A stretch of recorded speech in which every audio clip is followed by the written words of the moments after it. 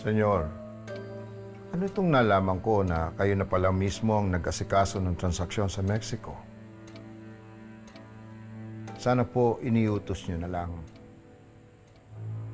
Palibasa, si Calvin ang pinagmando nyo ng transaksyon na yun eh.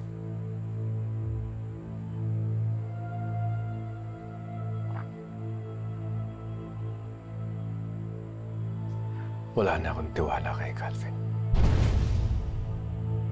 Hindi lang siya pabaya sa tungkulin niya.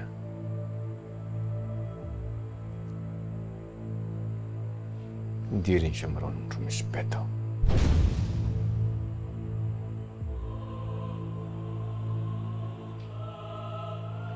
Kung anong layo ng loob ko kay Calvin.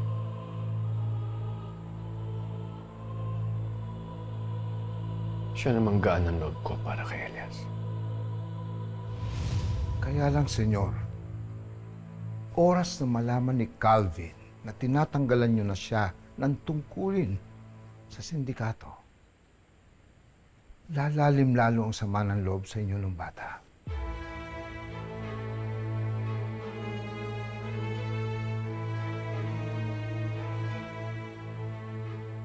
Ayoko na ng sakit ng ulo dulot ni Calvin.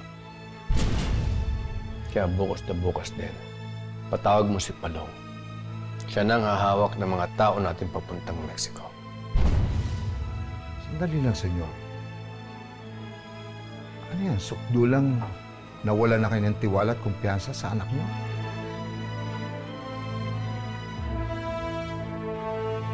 Hindi lang kumpiyansa. Nakakalungkot mang isipin.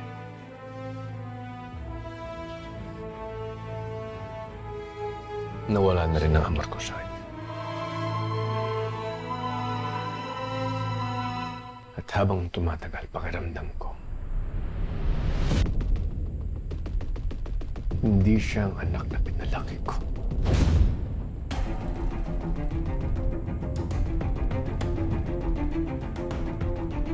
Senyor, laman at dugo niyo pa rin ang taglay ni Calvin. At sa paniwala namin, siya pa rin ang nakapilang tagapagmana ng Golden School.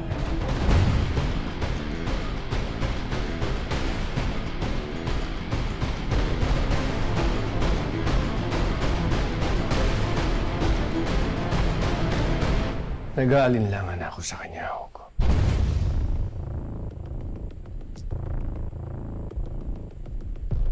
Wala pang nagagawa si Calvin para sa kabubuti ng sindikato. Para maging karapat-dapat na maging kapalit ko.